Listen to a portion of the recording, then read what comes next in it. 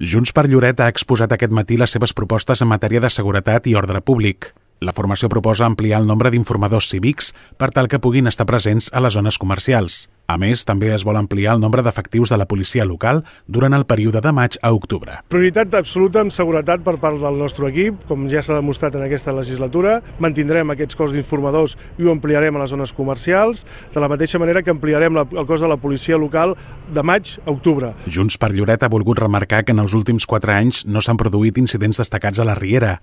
Tot i així, consideren que cal seguir treballant per millorar la seguretat a la vila.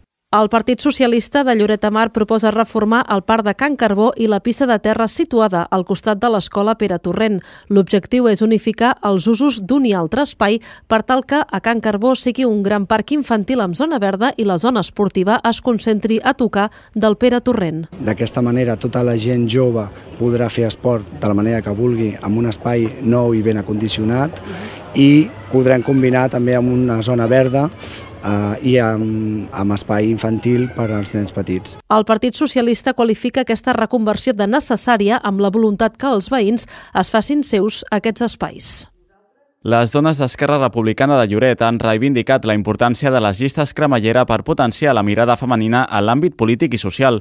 Ho han fet aquest dilluns al matí en un col·loqui que ha comptat amb la presència destacada d'Anna Caula, diputada al Parlament. Una aposta com la d'Esquerra Republicana de fer llistes cremallera, això ha fet que, de cop, l'aparició de la dona a la política sigui ja immediata. Al llarg de la trobada, que ha acabat amb un esmorzar a l'Hotel Evenia Olympic Palace, s'ha donat veu a una quarantena de dones que han volgut traslladar els seus dubtes i peticions al partit.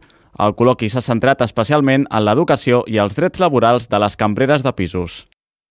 Lloret en Comú ha fet campanya aquest matí davant del CAP del carrer Girona i ha aprofitat per proposar la creació del Consell Local de Salut i d'una consulta d'odontologia a banda d'altres propostes en l'àmbit de la salut. La creació d'un Consell Municipal de Salut per tractar entre associacions, sindicats, infermers i gent implicada en la salut els temes importants de salut al municipi i la creació del dispensari odontològic municipal. Són algunes de les propostes que fan els comuns en matèria de salut.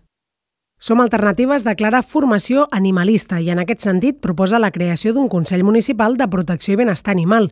N'ha parlat la número 2, Raquel Rodríguez. Sembla mentida que fins ara, amb tants anys de democràcia, no hagi sigut una de les prioritats dels governants antecedors i dels partits polítics perquè hi ha competència. La proposta també inclou la creació de l'aula animal per professors i alumnes de les escoles, fet que contribuiria a lluitar contra el bullying, i l'elaboració d'un protocol d'actuació en casos de qualsevol incidència relacionada amb els animals.